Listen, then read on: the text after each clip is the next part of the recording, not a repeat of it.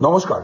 আজকে একটা খুব আনন্দের দিন, কারণ কলকাতা হাইকোর্ট রায় দিয়েছে 2010 পরবর্তীকালে পশ্চিমবঙ্গে যে ওবিসি সার্টিফিকেটগুলো ইস্যু হয়েছে সেগুলো ভিত্তিহীন, তাই সেগুলোকে ক্যান্সেল করা হয়েছে। কিন্তু এই রায়টা কেন হলো হঠাৎ করে?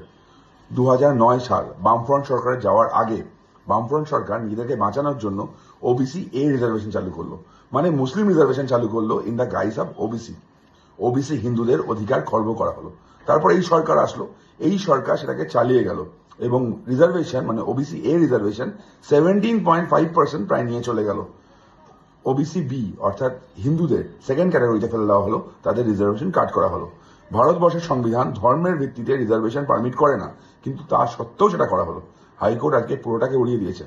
কিন্তু যারা চাকরি পেয়েছিল তাদের চাকরিটা থাকবে, তাদের চাকরিতে আপাতত কিছু হচ্ছে না, কিন্তু ভবিষ্যতে এই ওবিসি এ সার্টিফিকেট দেখিয়ে কেউ আর চাকরি পাবেন না। আবার বলছি, হিন্দুদের অধিকার সুরক্ষিত হলো।